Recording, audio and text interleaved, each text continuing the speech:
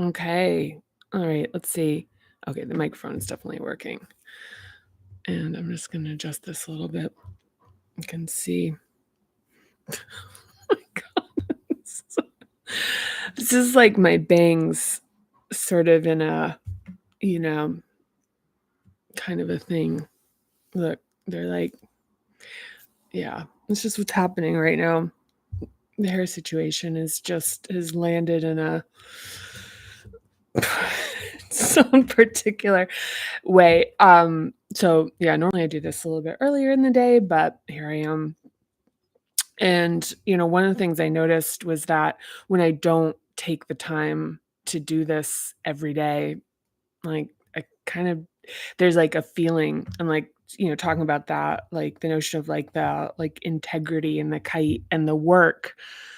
This might be a little bit of a long, like a little too long of a kind of notion for me today because I might be a little too verbose. But there's in this process for me, and I'm not going to talk that much about my process, but with doing Parinama this year, but there's just a very like a really like increasingly clear divining rod type of feeling about like what I'm supposed to do, that kind of like keeps me feeling like I'm in my integrity. And one of the things is doing a reading from this every day.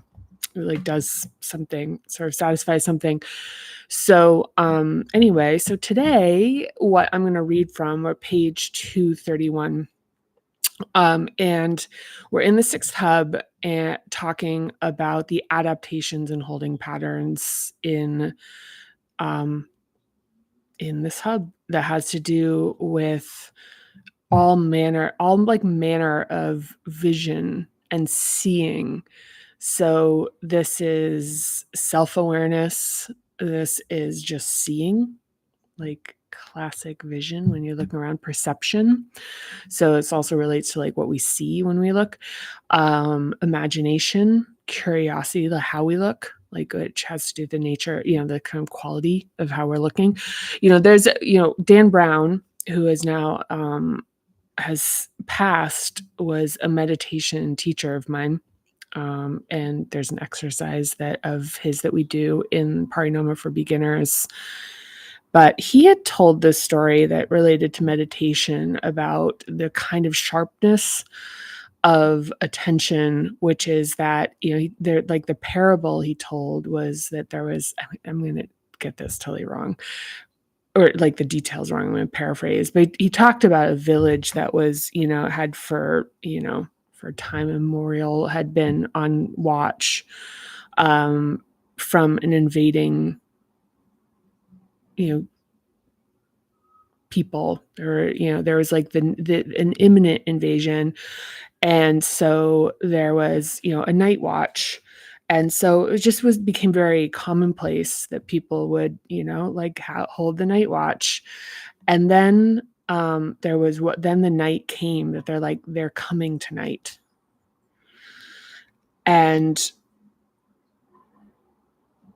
what he talked about was like how you watch in that state versus kind of like the everyday when you're just like, yeah, they're coming, versus that kind of, so he's like, that's the sharpening of attention. That's the sharpening of curiosity. That's the sharpening of looking when there's nothing there, but the expectation of something, arising. And it's like this, that notion, even though just that sharpening. So it's like that even for looking, it's like, like a way to like really like see more clearly is to stop thinking about what the thing is that you're looking at. So just to look at it, to not try to name what it is, just tune into it and have the direct experience with observing it.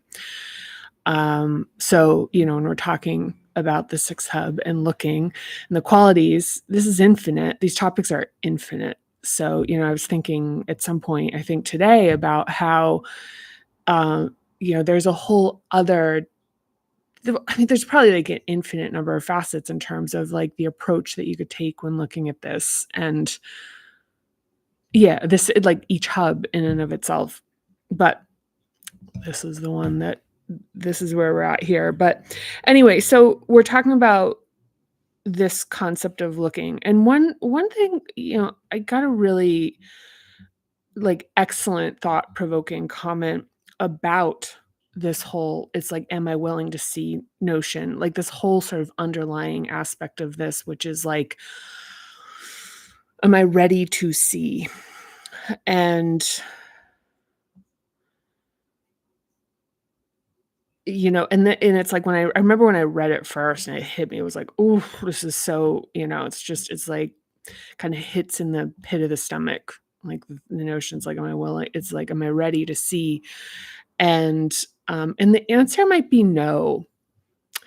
And so, I think that some of the questions around Sixth Hub have been about, like, how much do I need to see? So some of the things where people have either said, "I don't wanna see," I'm, like, choosing that I've already looked, I don't like it, I don't wanna go back there.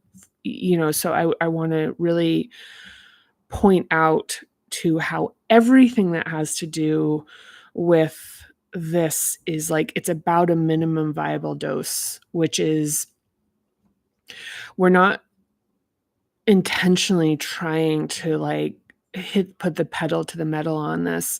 It's really about this, sort of like the in when we talk about the tangle, it's about a teasing open, it's not about ripping it open. These notions of toughness and intensity and grit and, like, they have no place here because they will absolutely break us. Like, it doesn't work here.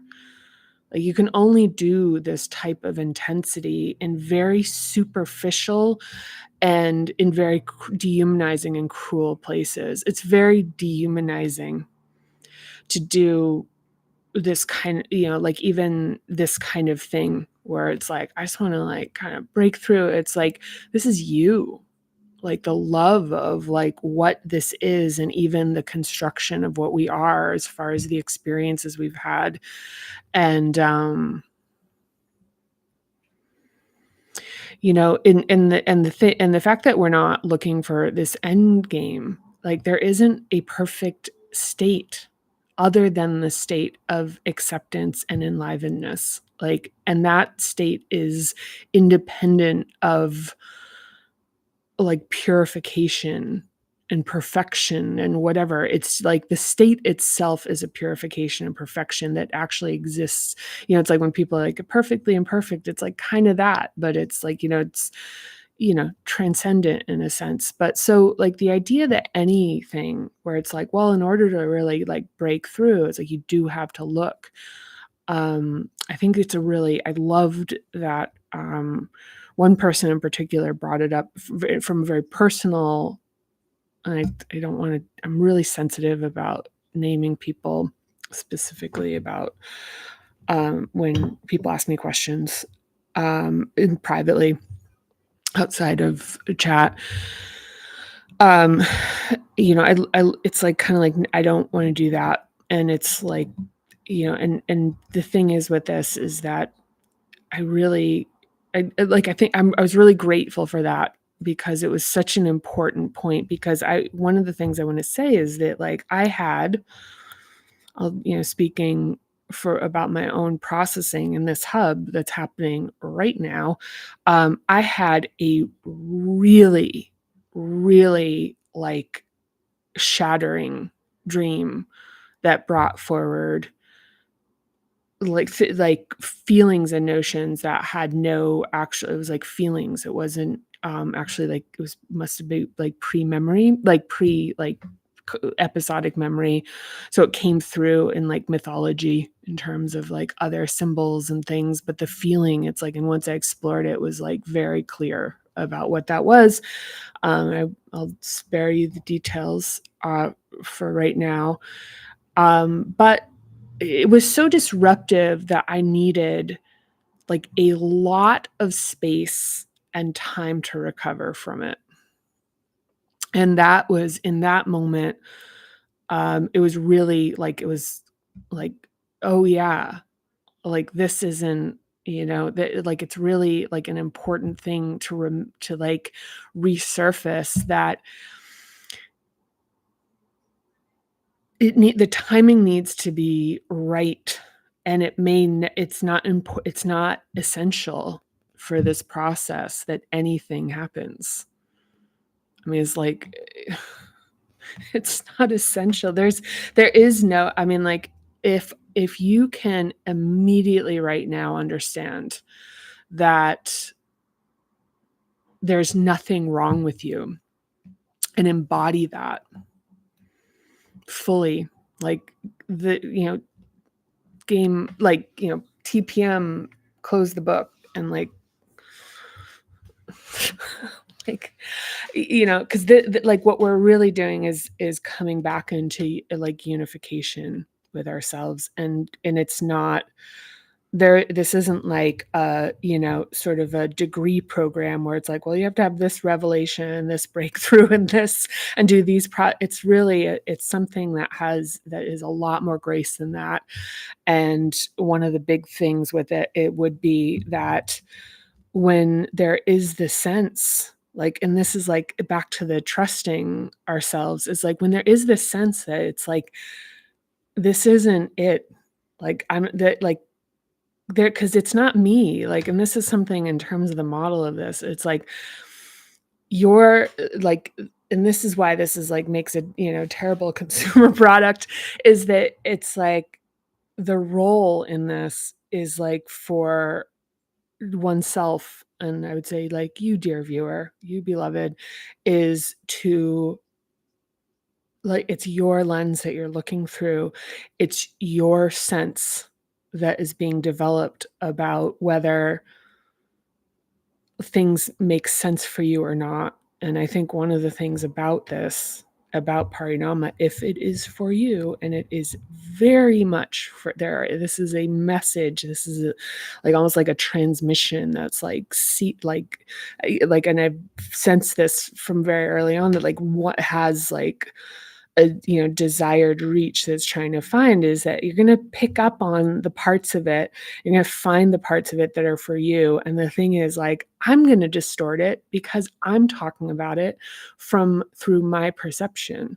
So everything that I'm saying needs to be discerned for every single individual, like, person that's receiving this, and considered through the lens and the instrument of their own experience. I mean, this is like,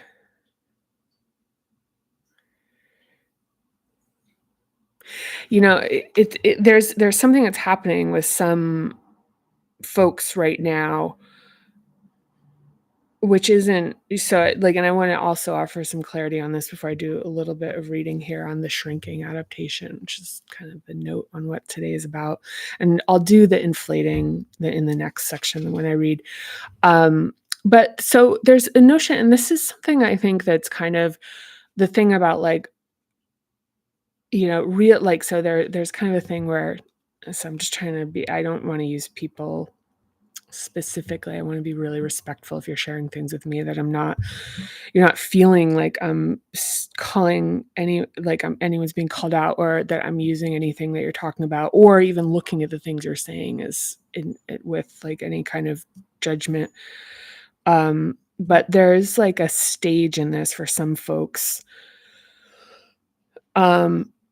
It's very natural to pass through, and it's important, which is like the inward drawing, like the inward drawing. And I think it's like, it's actually alluded to in like sort of the like a yogic paths, which is like the drawing inward of the senses.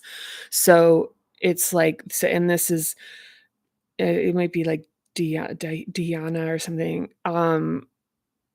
But yeah, I mean, like, we might, look, in this from Mira, like, we might actually be doing more Ashtanga here than than anybody on the planet, because we might actually be doing the other, like, 5 limbs. Certainly coming closer than I ever did. Or maybe, that's kind of shitty way to put it, but I have to put it in, jazzy terms. But there's an inward drawing here where it's like the evaluation so one of the way like and so some of the ways of like kind of working into that process and versus the kind of are the default thing of like, sort of like help everyone else and looking out into the world and don't be selfish. It's to become self-full and to kind of and to, direct the senses inward is that it can be kind of like that orientation can turn everyone into the like, especially with like like higher levels of consciousness about projection, is that everyone that that we see is represents something we're creating. And that can sometimes move into places that that if the process continues will kind of should self-correct because it's like a plate it's a state in a continuum, which is like this is my experience and everything I see is something that I'm sort of like is a sort of tableau of a decision, or like sort of a notion of my perception, which is true. However, the thing is that sometimes it's kind of like I'm the only, like it's like it's almost like the analogy I would have is like an instrument, which is you have to learn how to play the notes on your own instrument before you can play with the orchestra because there are other people. Like there's kind of sometimes a glitch where people are like, I don't know, are these NPCs? Is there actually like nobody around and it's just me sort of, um, there's, yeah, there are other facets of consciousness, like that kind of like, so, and for some people, and this might be like, oh my God, what are you even talking about? Some people I don't know if anybody will find that this like particularly relatable, but except for a few people. And so like the point on this would be that, it's like coming inward. It's like it's learning the notes. And then it's like you can hear the notes when they're played by other instruments. You're like B flat, A sharp. Like it's like you start like that awareness of the notes played if you're like playing the bassoon or the flute or whatever, whoever you are in this. You're also the conductor in this particular case. This analogy has some kind of maybe, yeah, maybe first chair or some kind of shit like that. But because one of the things you're also doing is cultivating your environment in a sense of sort of kind of saying like, okay, no, like like with sort of like boundaries and notions and interactions is kind of being like, all right, here, like a little stronger, here, a little bit of that. Um, so, and that's probably too much, but I felt like I really want to talk a little bit about that because that's been coming up with some folks is this thing where it's like, am I the only person here? It's like, yes, and absolutely not.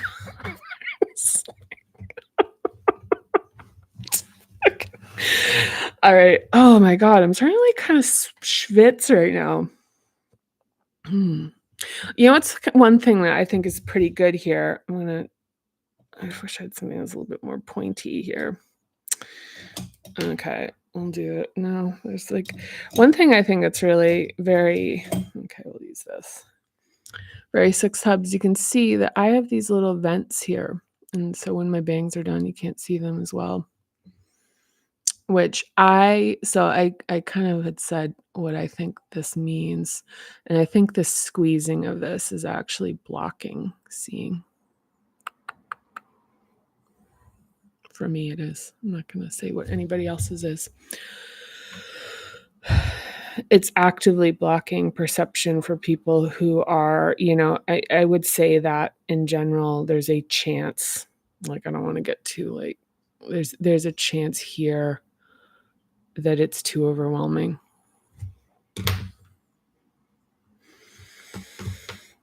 Who knows? Just a thought.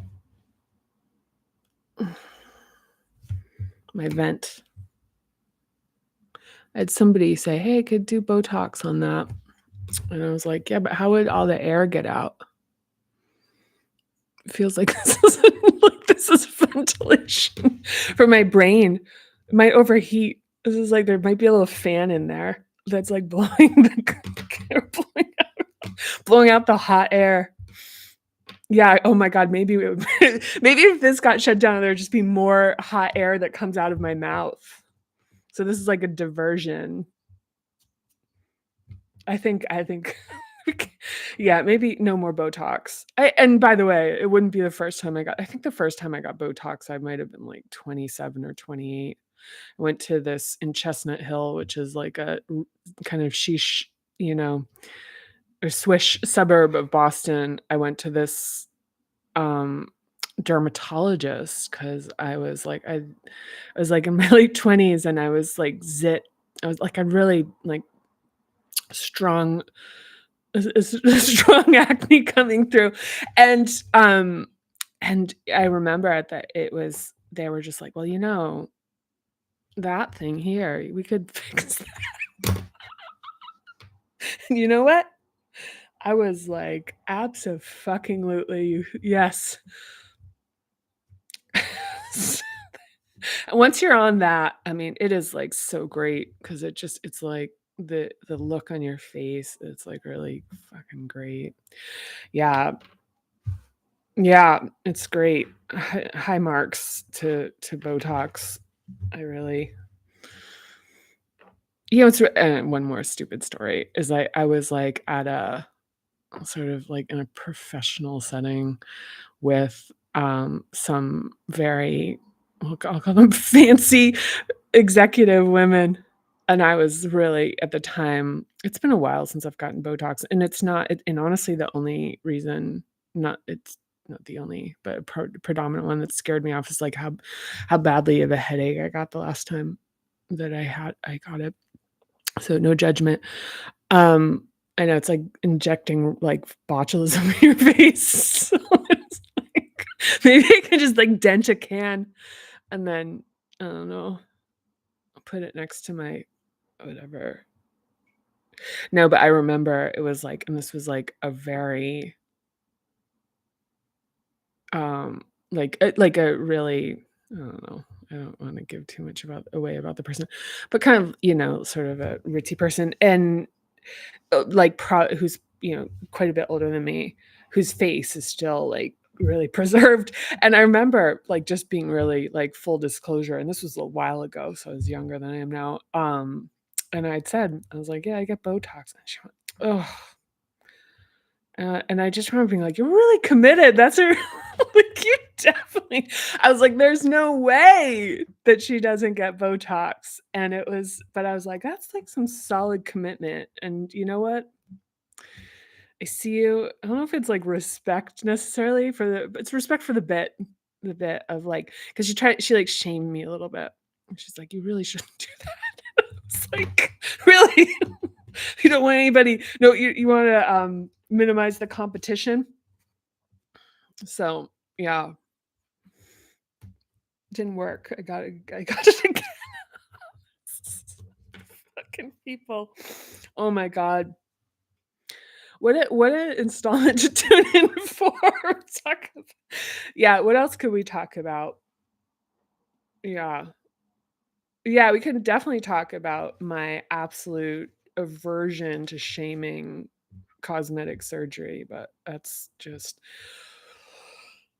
more me and not necessarily anything that's like, I guess, stands for by like when people tell me, and they're like, "Oh my God, I have a secret for you." It's like, oh, dude, you can't I'm like, this is go for it. Like, why not?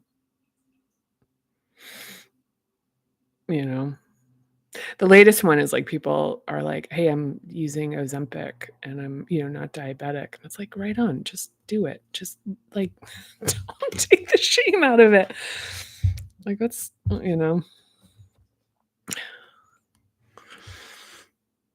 Yeah, I'm not even gonna clarify. Like, I was almost feeling like I now have to say, like, it's like, I'm just like, imagine, it's just as useful to, like, imagine that I've had a lot of procedures done. It's a lot of money.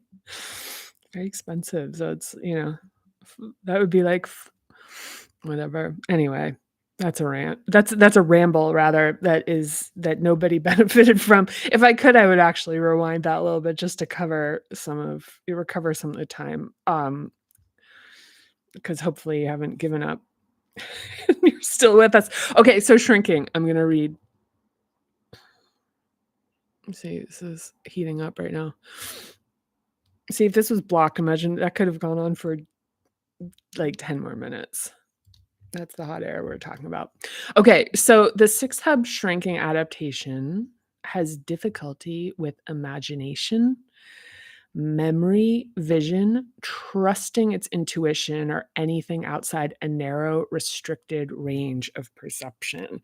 This protection is likely the result of being embarrassed for being creative or curious, but that's not always the case. Sometimes we just don't have people in our lives who encourage the development of this hub. Yeah. One of the behaviors of this adaptation is obliviousness to nonverbal cues, such as a host clearing a table or all the other guests leaving a party. Someone who shrinks in this hub will overstay. This adaptation has a tough time imagining and appreciating the different realities and experiences of others and tends to attribute its lack of imagination and curiosity to being logical. Also, it will likely think dreams and intuition are silly and or childish, that adulthood is a so-called reality that leaves imagination and creativity behind along with its toys and games. A shrinking adaptation may fear being too creative and may overcorrect by having low tolerance for anything considered weird. But as I discussed above, creativity and imagination unlock fulfillment and enjoyment in life. It's not a matter of anyone else's taste. When making something sparks delight and comes from inside, it's a process of creation. Yeah. So two things here with this is what is shame with this? So when reading these, like some of these things where you think like, oh my God, I'm a person who doesn't have imagination. Oh my God, I'm a person that stays late at parties. Oh my God, I'm a person who like blah, blah, blah, blah, blah, blah, blah. One point I want to kind of emphasize here is that it's like the thing about, like, not saying this thing where it's like, don't say mean things to people, like, mean things. Don't point out negative qualities. And this was something, I didn't understand, which was like, yeah, don't say mean things about people, just point out their positives, but which is, a defensible position, but the point, like, I think one of the things that's really worth noting is that it's actually the shame because, like, it's kinda like it's self-acceptance. It's just kinda like an accountability, it doesn't really if you're not like, the thing about shame and embarrassment, it's like there's nothing to be embarrassed about, it's just like it's just a fact. It's like, yeah, I do that. Like, if you know me, one of the things is, like, I will um, interesting, Kevin McCarthy ousted. Oh my god, what a time to be alive. Anyway, the yeah, whew. Okay, let me get back on this. Yeah, so, I mean, one of the things just to point to is that when looking at this where it's like, if it's like, okay, if you know me, it's like, if I'm unstructured and you're gonna talk about anything that is, like, interesting to me, I'm really intense. So, it's like you'll get this, like, just, like, I'll blow you out, and I'll have no consciousness around it. I mean, it just is. It just is, and so, I mean, is it something that, I'm aware of? Yep. Is it something I can, like, keep track of while it's happening? Better at it, but sometimes I'm like, "Well, that happened." Poor soul, just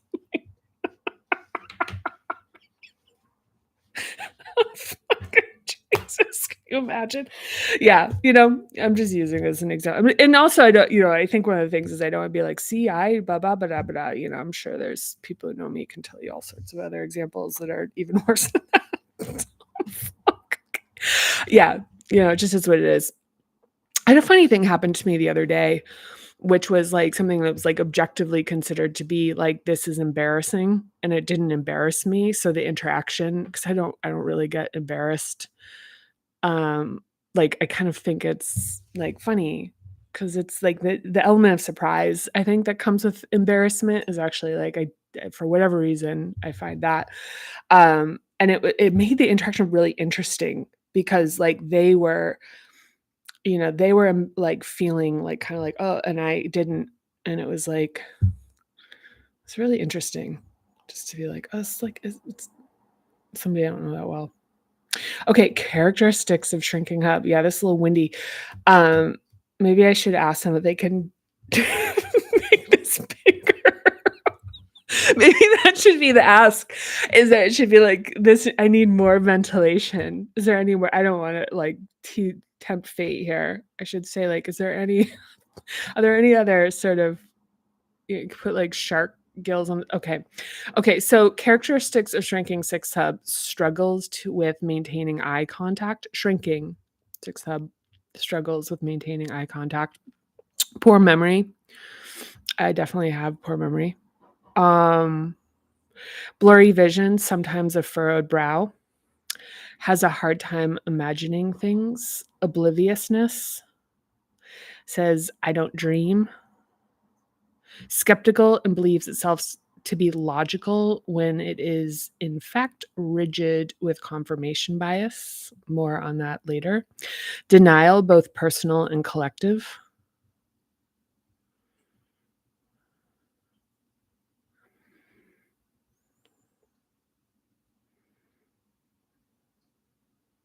Can't imagine other perspectives and so denies their validity. It's like a really, like, classic one of this is somebody is like, "Oh, you're making this about race again," kinda thing, That's, like, a good shrinking six hub. Not, like, good, but like a exemplification of it. Believes in reality is believes its reality is the only truth. Ba-doomp. Acts aloof or distant as a protection. And just a reminder that one of the things about an adaptation is that it's going to be a like natural proclivity that we tend to lean into, but you can recognize these qualities, especially in the upper hubs. You can recognize all of them, like, or you can recognize aspects. There's more of a chance in the, like, as in, no, I'm not going to say that.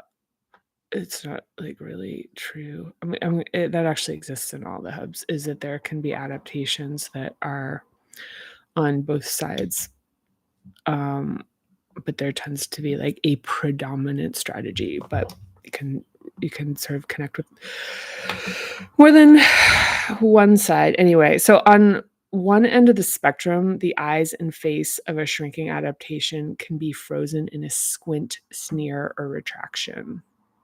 Hiding one's eyes can also be a sign of trying to hide in shame. Not always, but it can be. Um, Driver, and this is the Janine Driver. So from the is this the fifth hub? Janine Driver. That seems like a discusses eye shielding as a way people attempt to hide deception through physical behavior. Yeah, see chapter 8. I should finish reading the sentence. For example, if people have difficulty showing their eyes and evade eye contact either by covering them with a hat brim or closing them, it's a tell for attempting concealment. They may be lying, but they also may be experiencing shame. which is, related to lying, certainly. On the other end of the spectrum, an inflating adaptation can have eyes that are invasively penetrating, shifting, or have an unsettling quality to them, which signals being ungrounded and out of touch with reality.